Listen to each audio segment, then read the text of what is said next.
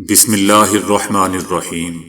السلام علیکم دوستو، دنیا بھر کی خبروں میں آج آپ سنیں گے، لیکن اس سے پہلے اگر ہو سکے تو لائک اور سبسکرائب کا بٹن ضرور دبا لیں۔ شکریہ۔ پاکستان میں حال ہی میں ہونے والی امن مشقوں میں بنگلہ دیش کی شرکت نے بھارت کو پریشانی میں مبتلا کر دیا ہے۔ بنگلہ دیشی بحریہ کا جہاز ان مشقوں میں شرکت کے لیے کراچی آیا۔ 33 افسروں سمیت 274 سٹاف کے حامل اس جہاز کا پاک بحریہ کے سربراہ ایڈمرل نوید اشرف نے دورہ کیا۔ بنگلہ دیشی بحریہ کے سربراہ ایڈمرل نظم الحسن نے امن ڈائیلاگ سے بھی خطاب کیا۔ بحر ہند کی اہمیت کو اجاگر کرتے ہوئے ان کا کہنا تھا کہ ہم سب بحر ہند کی اہمیت سے واقف ہیں۔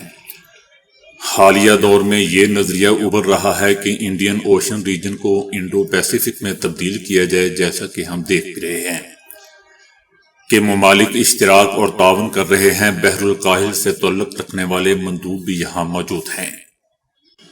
بنگلہ دیش کی بحریہ سن 2007، 2009 اور 2013 میں بھی امن مشقوں کا حصہ بن چکی ہے، تاہم 12 برس بعد بنگلہ دیشی بحریہ کی ان مشقوں میں شرکت نے امکان پیدا کیا ہے کہ پاکستان اور بنگلہ دیش کے سفارتی ہی نہیں، میری ٹائم سیکیورٹی تعلقات اور علاقائی تعاون بڑھانے کا ذریعہ بنیں گے۔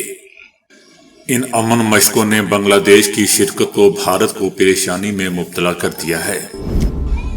امریکہ نے ایک بار پھر غیر قانونی طور پر مقیم 119 بھارتی شہریوں کو ملک بدر کر دیا ہے، جو خصوصی پرواز کے ذریعے بھارتی شہر امرتسر پہنچے۔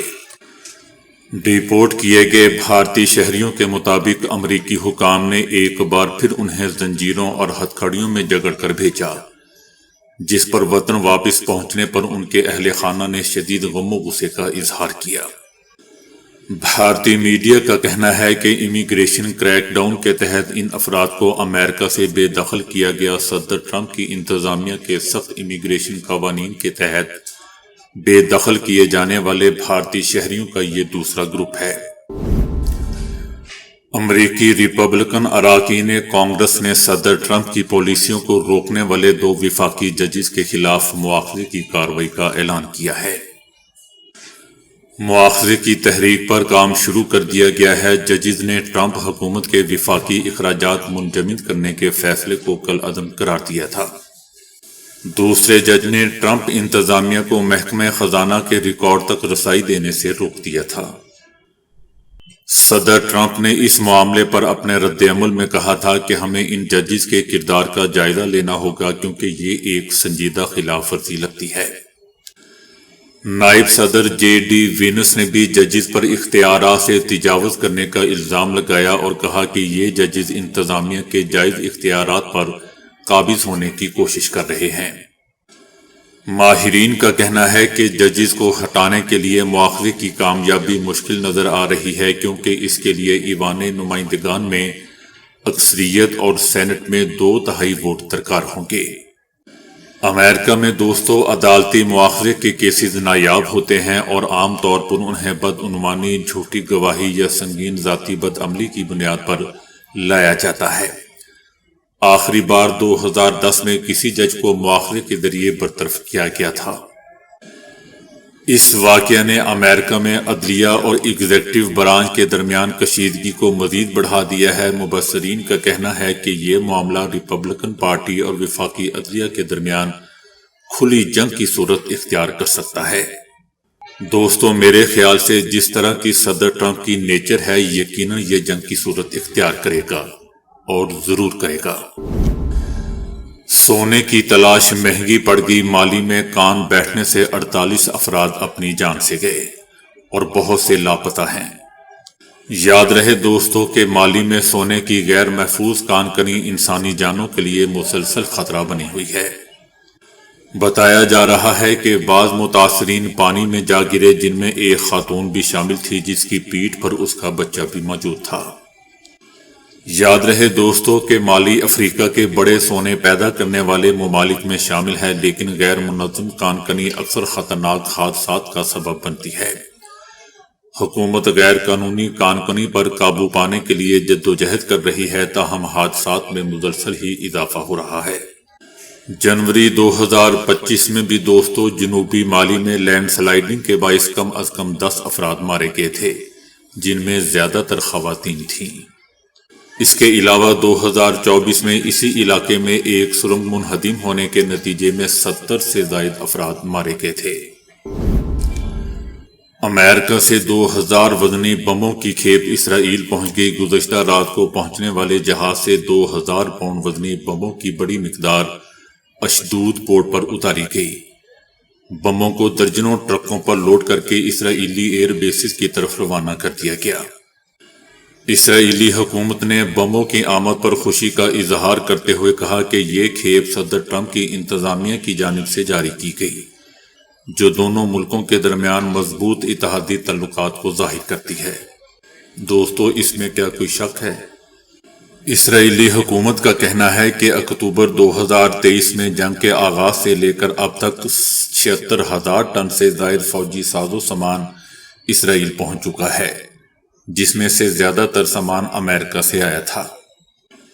یاد رہے دوستو کہ سابق امریکی صدر جو بائیڈن نے اسرائیل کو جنگی سامان بھیجنے پر روک لگا دی تھی، تاہم صدر ٹرمپ نے صدارت کا عہدہ سنبھالنے کے بعد اسرائیل کو جنگی سامان کی ترسیل دوبارہ شروع کر دی ہے۔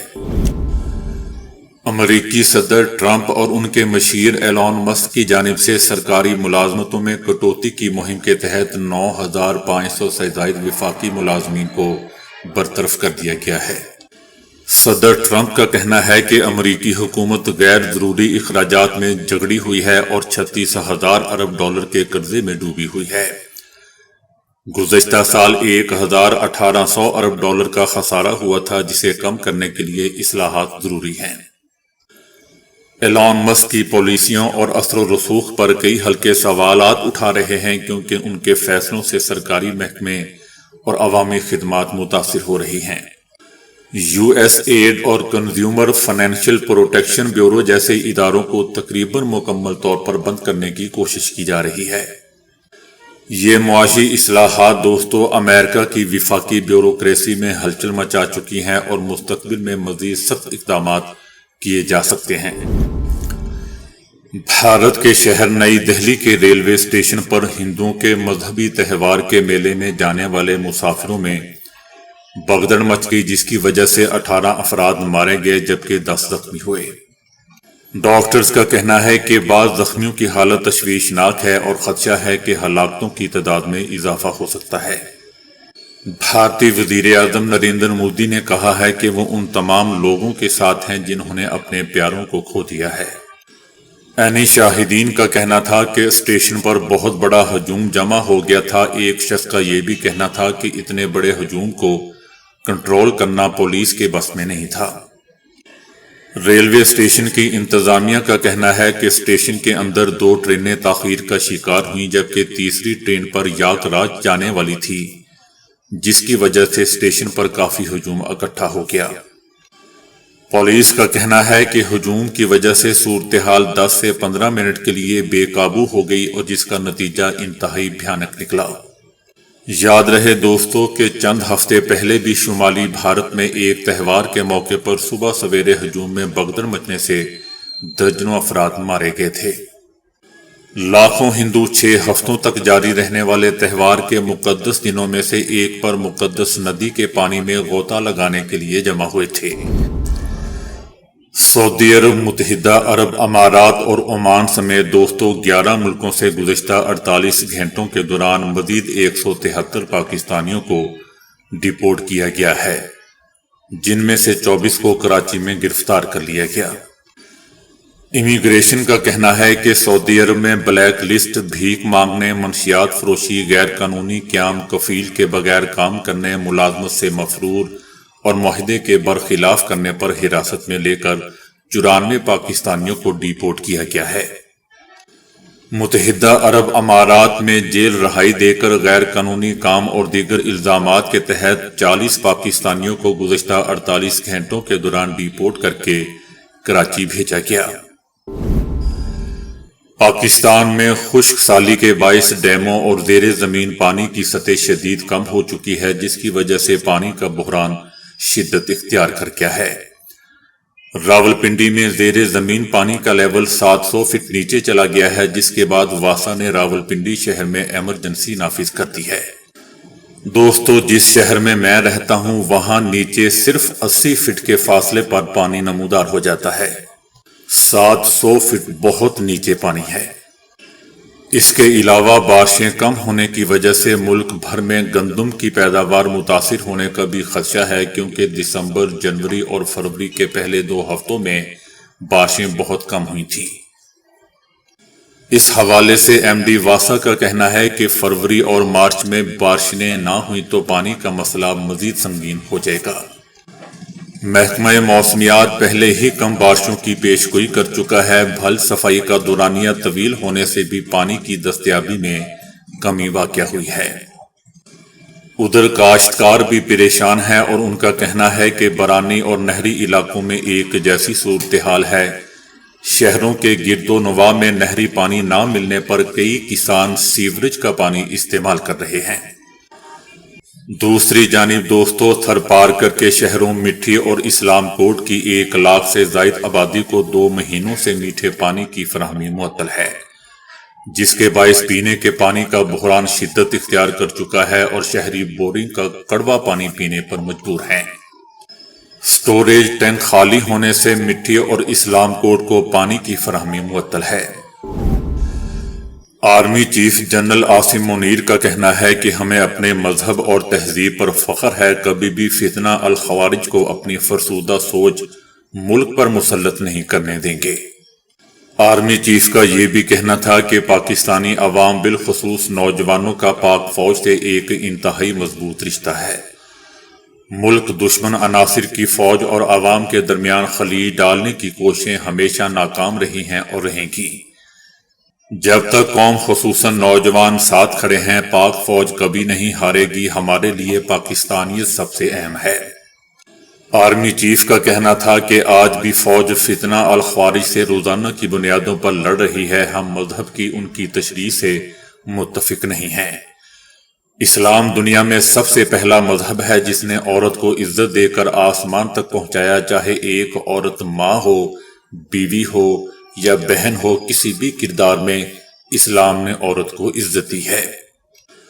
ان کا کہنا تھا کہ یہ فتنے الخوارج کون ہوتے ہیں، اس مقام کو چھیننے والے، تمہیں یہ اختیار کس نے دیا؟ اسے کوئی نہیں چھین سکتا۔ ہم اس قسم کے گمراہ گروہ کو کبھی بھی اپنے ملک پر اپنے اقتدار مسلط کرنے کی اجازت نہیں دیں گے۔ آرمی چیف کا کہنا تھا کہ ہم فتنہ الخوارج کے فسادیوں سے لڑ رہے ہیں۔ یہ عناصر اسلام کی غلط تشریح کر رہے ہیں۔ خارجی عناصر اسلامی تعلیمات کی خلاف ورزی کر رہے ہیں۔ فسادیوں کے بارے میں اسلامات کے واضح احکامات بہت واضح ہیں۔ ریاست کے سامنے سرنڈر کرنے والے رحم کی توقع کر سکتے ہیں۔ پاکستان میں خشک سالی کی وجہ سے راولپنڈی میں واسا نے پانی ضائع کرنے پر 2 شہریوں کے چلان کیے اور انہیں گرفتار کر لیا۔ واسا نے شہریوں سے اپیل کی ہے کہ پانی کا استعمال کم کریں اور واسا کے ساتھ تعاون کریں۔ راول ڈیم میں بھی پانی کا لیول تیزی سے گرنا شروع ہو چکا ہے۔ راول ڈیم میں پانی ذخیرہ کرنے کی گنجائش 1743 فٹ ہے، جو کہ کم ہو کر 1670 فٹ تک آ چکی ہے۔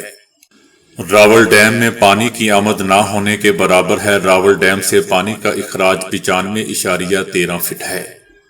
راول ڈیم میں صرف 45 دن کا پانی ذخیرہ ہے۔ بارشیں نہ ہوئیں تو جڑواں شہروں میں یعنی راولپنڈی اور اسلام آباد میں پانی کی قلت شدید اختیار کر جائے گی۔ یاد رہے دوستو، اس سے پہلے بھی اسلام آباد میں کم بارشوں کے باعث خشک سالی کے خطرے کا امکان ظاہر کیا جا چکا ہے اور راولپنڈی میں تو ایمرجنسی نافذ ہو چکی ہے۔ عمران خان نے عید کے بعد احتجاج کی تجویز دے دی ہے۔ اس حوالے سے اسد کیسر کو عوام Pakistan party, Jamaat Islami, G D A اور دیگر اپوزیشن جماعتوں سے رابطے کرنے کا ٹاسک دے دیا ہے۔ عمران خان کا کہنا تھا کہ پارٹی میں سب کا احتساب ہوتا ہے اور ہر کوئی اپنی بات کھل کر کرتا ہے۔ کیا شیر افضل مروت کو معلوم نہیں کہ ہماری جماعت موروثی جماعت نہیں ہے؟ بیرسٹر گوہر بھی میری کڑوی باتیں سنتا ہے لیکن وہ بہادر شخص ہے۔ دوسری طرف بلاول بھٹو زرداری کا کہنا ہے کہ آج ملک کا نوجوان مایوس ہے تو اس میں عمران خان کا کردار ہے۔ ملک کو مختلف چیلنجز کا سامنا ہے جس سے ہم نمٹ رہے ہیں، ہمیں یہ فیصلہ کرنا ہوگا کہ ملک کیسے چلانا ہے۔ ان کا کہنا تھا کہ ہم اپنے نوجوانوں کو ڈیجیٹل دور کے لیے تیار نہیں کر رہے ہیں، مقاصد کے حصول کے لیے سیاسی اور معاشی استحکام اور دیگر مسائل پر غور کی ضرورت ہے۔ ان کا کہنا تھا کہ دنیا کے نوجوان ڈیجیٹل کے دور میں کہاں سے کہاں پہنچ گئے، جبکہ ہمارے نوجوان سوشل میڈیا پر فیک پوسٹوں کے علاوہ کچھ نہیں کر پائے اور آج بھی اس میں لگے ہوئے ہیں۔ ان کا کہنا تھا کہ آج ملک کا نوجوان مایوس ہے تو اس میں عمران خان کا کردار بہت ہے، ان سے جمہوری کردار کی امید نہیں، عمران خان کی سیاست سے پاکستان کو پاک کرنا ہوگا۔ تو دوستو ابھی کے لیے اتنا ہی، ویڈیو کو لائک اور شیئر کرنے کا بہت بہت شکریہ۔